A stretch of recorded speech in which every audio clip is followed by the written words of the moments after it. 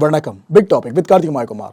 Swiggy delivery பார்ட்னர்ஸ்லாம் சேர்ந்து இப்போ மிகப்பெரிய போராட்டத்தை முன்னெடுத்திருக்காங்களே, இதுக்கான காரணம் என்ன, தவறு எந்த பக்கம் இருக்கு, இதை பற்றி தான் நிறைய விஷயங்கள் இந்த வீடியோவில் பேச போகிற. நிகழ்ச்சிக்குள்ள போகலாம்.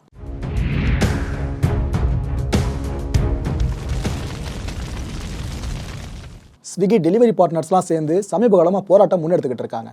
நாம் இதை பற்றி பேசாமல் இருக்க காரணம், கடந்த சில நாட்களாக பார்த்தீங்கன்னா சரி சீக்கிரம் முடிஞ்சிடும், இதுக்கு முன்னாடியே ப்ரொட்டஸ்ட் நடந்திருக்கு பலவாட்டி, அது ஒரு 2-3 நாட்கள் அதிகபட்சம் முடிஞ்சிடும், நாங்களும் அப்படி நினச்சிக்கிட்டு தான் இந்த விஷயத்தை லேசாக எடுத்துக்கிட்டோம். ஆனால் நாங்கள் இப்படி லேசாக நினச்சிக்கிட்டு இருந்தது இந்த ஒரு குறிப்பிட்ட கடிதம் எங்கள் கையில் கிடைக்கிற வரைக்கும் தாங்க.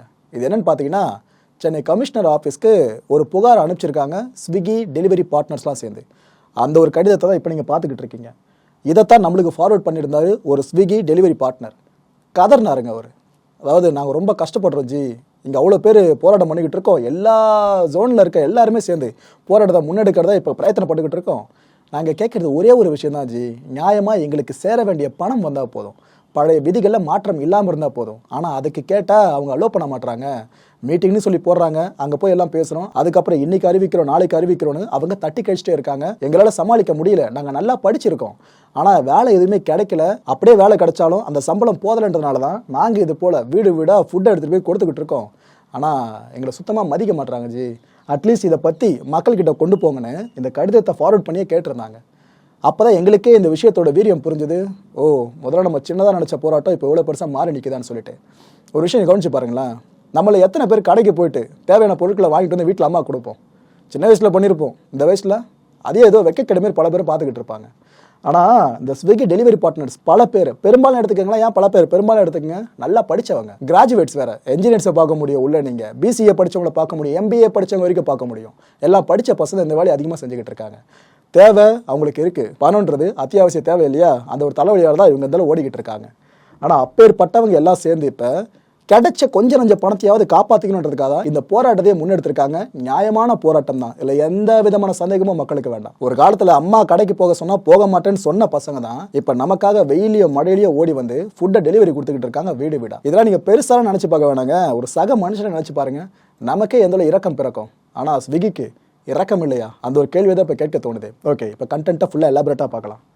இந்த ஸ்விக்கி என்ன பண்ணிட்டாங்க, ஏற்கனவே இருந்த விதிகள் இருக்குது பார்த்தீங்களா, அதில் கை வச்சுட்டு புதிய விதிகளை கொண்டு வந்துட்டாங்க. இந்த விதிகள் மூலமாக உங்களுக்கு என்னென்ன பாதிப்புலாம் ஏற்பட்டிருக்குன்னு ஸ்விக்கி டெலிவரி பார்ட்னர்ஸ்லாம் எங்ககிட்ட சொன்னது தான் மக்கள் உங்ககிட்ட இப்போ டீட்டெயிலாக சொல்ல போகிறாங்க. அதன்படி அவங்க சொல்கிற மொதல் விஷயம் என்னென்னா, ஜி எங்களுக்கு இதுக்கு முன்னாடி ஊக்கத்தொகை நல்லா கிடைக்கும், ஆனால் இப்போ பார்த்தீங்கன்னா இந்த புதிய விதிகளால் தினசரி இந்த டெய்லி இன்சென்டிவ் இருக்குல்ல, அதுலேயும் கை வச்சுட்டாங்க, கிடைக்காது. இந்த வீக்லி இன்சென்டிவ் இருக்குல்ல, அதுவும் கிடைக்காதுன்றாங்க. இது மட்டுமா, இந்த புதிய ஸ்லாட் அறிமுகத்தால் தான் எங்களோட வாழ்வாதாரமே சிதையும் சூழல் ஏற்பட்டிருக்கிறதா அவங்க லிட்டரலாக சொல்கிறேன். உங்ககிட்ட ஓப்பனாக சொல்கிறதுக்கு என்ன, சிலர் அழுதபடிலாம் பேசுகிறாங்க. பார்க்குறப்ப அந்தளவு கஷ்டமாக இருக்குது, என்னப்பா இவ்வளோ தூரம் படித்தும் நமக்கு இந்த வேலை செய்கிறப்ப பிரயோஜனப்படாத ஒரு வேலையை அது பார்க்கப்படுதுன்னு சொல்லிட்டு. ஓகே, இதுக்கு முன்னாடி பார்த்தீங்கன்னா 180 கிலோமீட்டர் வரைக்கும் அவங்க ஓட்டினாங்கன்னா ஒரு 1000 ரூபாய் வரைக்கும் கையில் நிற்குமாங்க. ஆனால் இப்போ இந்த புதிய விதி, இந்த ஸ்லாட்டை புதுசாக கொண்டு வந்திருக்காங்களே, இதுக்கப்புறம் பார்த்தீங்கன்னா 200 கிலோமீட்டர் ஓட்டினா கூட இந்த 1000 ரூபாய் அப்படின்றத தொட முடியாதான். 16 மணி நேரம் வேலை செய்யணுமாங்க. முந்தைய டார்கெட் அச்சீவ் பண்ணணும் அப்படின்னா எத்தனை பேரால முடியும்? நம்மளோட ஒரு நாள் வாழ்க்கையை 8 பிரிச்சுக்கலாம். அதாவது தூங்குறதுக்கு 8 மணி நேரம், வேலை செய்யறதுக்கு 8 மணி நேரம், மற்ற 8 மணி நேரம் ஃப்ரெண்ட்ஸ் கூட போகிறதோ இல்லை வீட்டில் இருக்கிற உறவினர்கள் கூட டைம் ஸ்பெண்ட் பண்ணுறதோ ஏதோ ஒன்று நம்மளோட ஒரு பொழுதுபோக்கு நேரமாக தான் எடுத்துக்கலாம். ஆனால் இந்த 3 பிரிவுகளை 2 மாத்திரம் எப்படி இருக்கும்?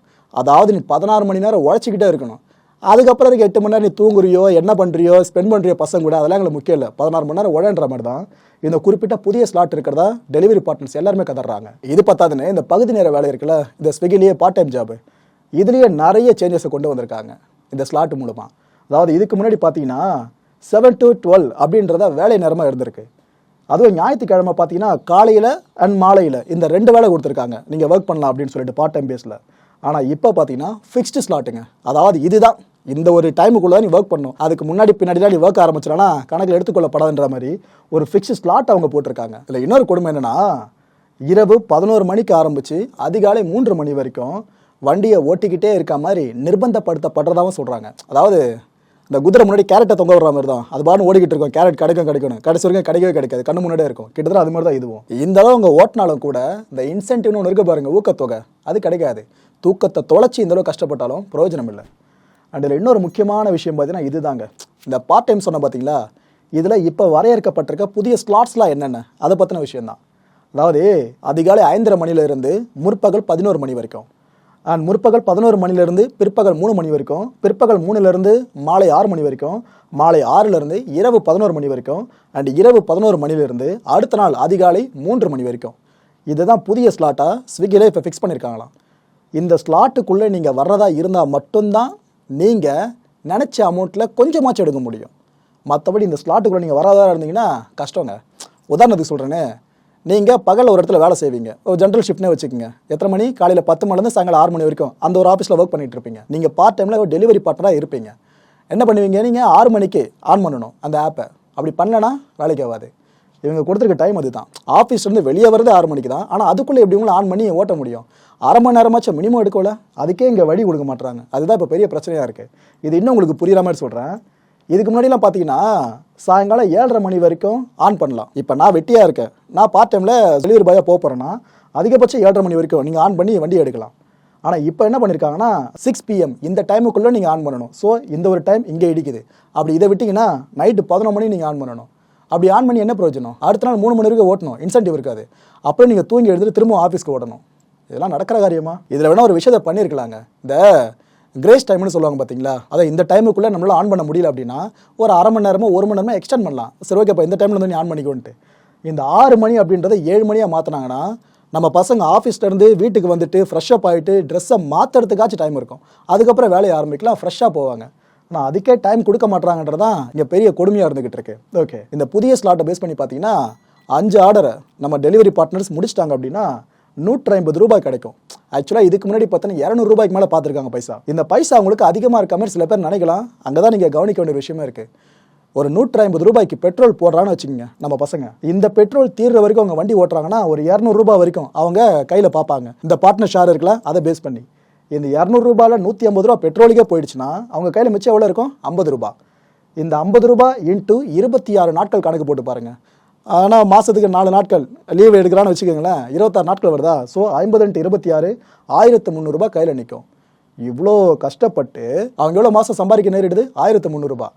இதில் உங்களுக்கு அந்த குதிரை கேரட் மாதிரி தான் இன்சென்டிவ் அது இதுன்னு ஏதாவது ஆசை வார்த்தை காட்டினாலும் இந்த டைமில் ஒர்க் பண்ணுன்னு சொல்லிட்டு ஒரு செக் வைக்கிறாங்களே, நீங்கள் ஓடினாலும் இதை தாண்டி பெருசாக சம்பாதிக்கிறது ரொம்ப கஷ்டங்க. இதையும் தாண்டி நீங்கள் பார்ட் டைம்லேயும் கடந்து பெருசாக சம்பாதிக்கணும்னு நினச்சிங்கன்னா ஒட்டு மொத்தமாக உங்களை அர்ப்பணிக்க நேரிடும். உங்களோட உடம்பு உங்களுக்கு தான் இருக்காது, அந்தளவு ஊரு குழஞ்சி போயிடும். இப்பேற்பட்ட விஷயம் தான் அங்கே இருக்குது. இதனால தான் அந்த புதிய ஸ்லாட்டை இப்போ இருக்க ஸ்விக்கி டெலிவரி பார்ட்னர்ஸ் எல்லாருமே எதிர்த்துக்கிட்டு இருக்காங்க. இந்த கஸ்டமர்கிட்ட டெலிவரி சார்ஜ் அப்படின்னு ஒன்று வசூலிக்கப்படும். இப்போ நம்ம ஸ்விக்கி ஆப் யூஸ் பண்ணி நம்ம ஃபுட் ஆர்டர் பண்ணுறோம் அப்படின்னா அதிலே கொடுத்துருப்பாங்க எதுக்கு எவ்வளோ கட்டணம்னு சொல்லிட்டு. அதில் பார்த்தீங்கன்னா உதாரணத்துக்கு ஒரு 4 கிலோமீட்டர் தூரம் வரைக்கும் எடுத்துக்கிட்டா மினிமம் 40 ரூபான்னு கணக்கு வச்சுக்கோங்களேன். இதே மழைக்காலங்களில் இந்த ரெயின் சர்ஜ்னு ஒன்று போடுவாங்க, இது கொஞ்சம் அதிகமாகும் 40 ரூபா அப்படின்றது. இதில் டெலிவரி பார்ட்னருக்கு எவ்வளோ பைசா கிடைக்கும் தெரியுமா? 15 ரூபாயிலிருந்து 20 ரூபாய் மட்டும்தான். பாதிக்கு பாதி அங்கே போயிடுது. ஓகே, இனி மழைக்காலங்க. ஆக்சுவலாக இப்போ வெயில் அடிச்சுக்கிட்டு இருக்கு, ஆனால் ஆக்சுவலாக மழை பெய்யணும் இல்லை. இதுக்கப்புறம் மழைக்காலம் தான் இருக்கப்ப 10 ரூபாய் மட்டும்தான் அவங்களுக்கு கிடைக்கும். ரெயின் சர்ஜ்னு சொல்லப்பட்ட இதே விஷயம் தான் முன்னாடி அதிகமாக இருந்து இப்போ 10 ரூபாய் நிற்குது. ஆக்சுவலாக இதுக்கு முன்னாடி 20 ரூபாய் வாங்கிட்டு இருப்பாங்க மழைக்காலங்களில். ஸ்விக்கி தொடங்கிய காலத்தில் எவ்வளோ நம்ம கொடுக்கப்பட்டுச்சு? 60 ரூபாய். நம்ப முடியுதா? 60 ரூபாய் வாங்கிட்டு இருந்தால் அதே ஸ்விக்கி டெலிவரி பார்ட்னர்ஸ் தான் இப்போ இவ்வளோ கம்மியான பைசாவை வாங்கிட்டு இருக்காங்க. கொடுமை இதெல்லாம். ஆக்சுவலாக இதில் நம்ம பார்க்க வேண்டிய விஷயங்கள் நிறைய இருக்குங்க. அதில் ஒன்றன் ஒன்றரை இப்போ சொல்கிறேன், இன்னும் உங்களுக்கு தெளிவான புரிதல் கிடைக்கும். ஹோட்டலுக்கு வர்ற வரைக்கும் அவங்களோட கை காசை தான் செலவு பண்ணும். இது எத்தனை பேர் தெரியும் தெரியல. இப்போ நான் ஒரு ஃபுட்டை ஆர்டர் பண்ணிட்டேங்க, ஏதோ ஒரு ஹோட்டலில் ஆர்டர் பண்ணியிருக்கேன் அப்படின்னா அந்த குறிப்பிட்ட டெலிவரி பார்ட்னர் அந்த ஹோட்டல் வாசலே நின்றுட்டு இருக்க மாட்டார். அவர் வேற எங்கன்னா இருப்பார். அங்கேருந்து அந்த ஹோட்டலுக்கு வர்ற வரைக்கும் டிஸ்டன்ஸ் இருக்குது பார்த்தீங்களா, அது வரைக்கும் அவரோட கை காசு தான். பெட்ரோல் போட்டுருப்பார்ல, அவரோட கை காசு தான். இதுக்காக அந்த குறிப்பிட்ட நிறுவனம் பெரிய அளவுக்கு பணத்தெல்லாம் பே பண்ணுறதே கிடையாது. இது ஒரு தலைவலி. இந்த டெலிவரி செஞ்ச இடம் இருக்குது பார்த்தீங்களா, இதுக்கு பக்கத்துலேயே அடுத்த டெலிவரி பெருசாக போடப்படுறது இல்லையா, இதையும் பெரிய குற்றச்சாட்டை முன்வைக்கிறாங்க டெலிவரி பார்ட்னர்ஸ். ஃபார் எக்ஸாம்பிள், இப்போ நான் கிண்டியில் இருக்கேன், அங்கே இருக்க ஒரு ஹோட்டலில் யாரோ ஒருத்தர் ஃபுட்டு ஆர்டர் பண்ணியிருக்காங்க, தாம்பரத்தில் இருக்கவங்க.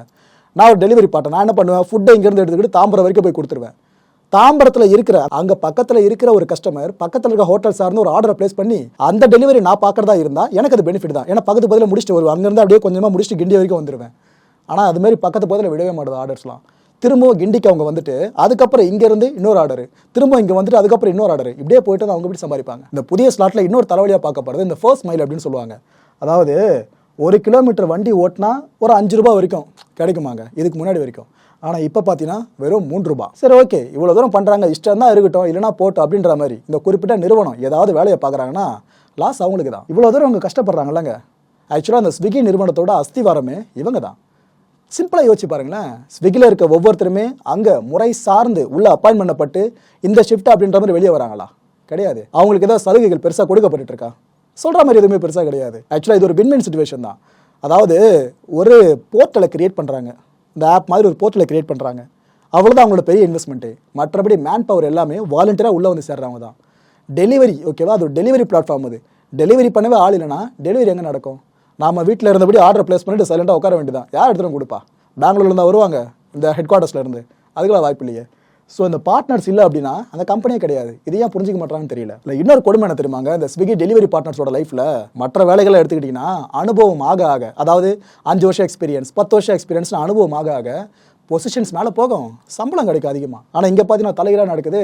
ஒவ்வொரு வருஷமாக ஒரு கடக்க அந்த டெலிவரி பார்ட்னர்ஸ் அனுபவம் அடைய அவங்களோட ஊதியம் குறைஞ்சிக்கிட்டு இருக்கு. இதை தான் இந்த புது ஸ்லாட்டில் பெரிய தலைவலியாக பார்க்கப்பட்டு இருக்கு. தொடர்ந்து இதே போல் வேலை செஞ்சாங்க அப்படின்னா, இந்த புதிய ஸ்லாட்டை பேஸ் பண்ணி ஒவ்வொரு டெலிவரி பார்ட்னர்ஸும் வேலை செஞ்சுக்கிட்டே இருக்காங்க அப்படின்னா 6 விதமான பிரச்சனைகள் ஏற்பட நிறைய வாய்ப்புகள் இருக்குது. இதை நான் எக்ஸாஜரேட் பண்ணி சொல்கிறேன்னு நினைக்காதீங்க. உங்களுக்கு தெரிஞ்ச நண்பர்கள் ஸ்விக்கியில் டெலிவரி பார்ட்னர்ஸாக இருக்காங்கன்னா அவங்ககிட்ட கேளுங்க. நான் சொல்கிற இந்த 6 விஷயமே எவ்வளோ உண்மைன்றது உங்களுக்கே புரியும். மொதல் விஷயம், நிம்மதியற்ற மனநிலை.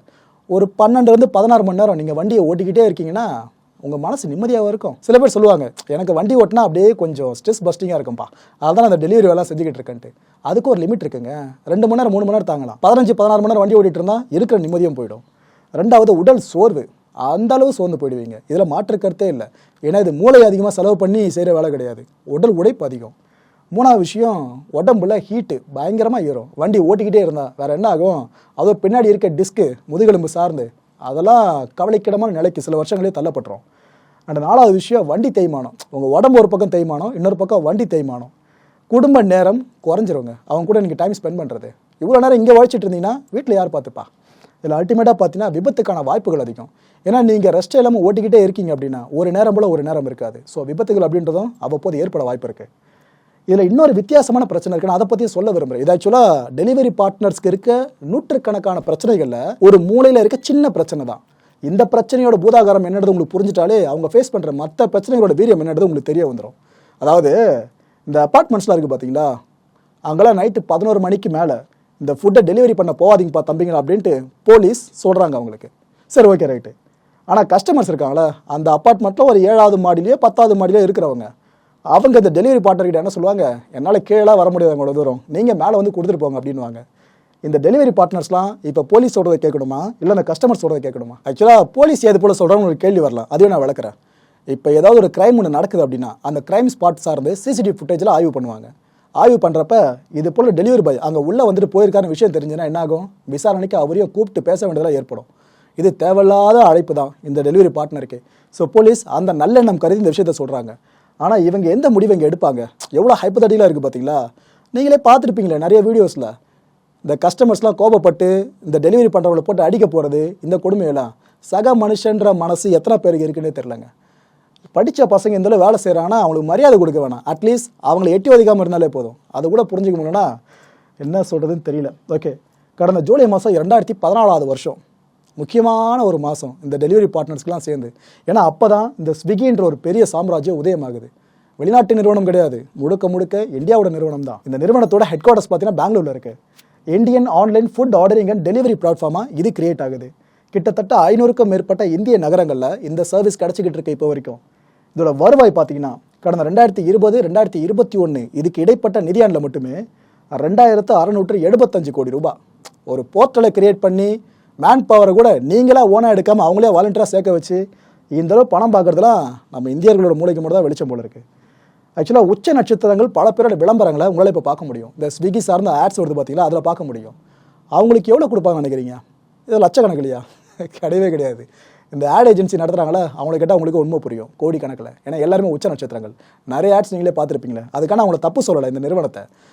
அந்த விளம்பரங்களுக்காக எந்த அளவு நம்ம செலவு பண்ணுறோம் அப்படின்னா இந்த நிறுவனம் இருக்கிறதுக்கு காரணமே உங்களோட பில்லர்ஸே அந்த டெலிவரி பார்ட்னர்ஸ் தான்.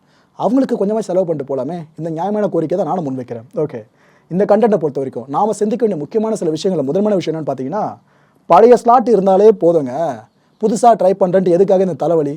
ஏன்னா இதனால் பாதிக்கப்பட போகிறது அந்த டெலிவரி பார்ட்னர்ஸ் மட்டும் கிடையாது.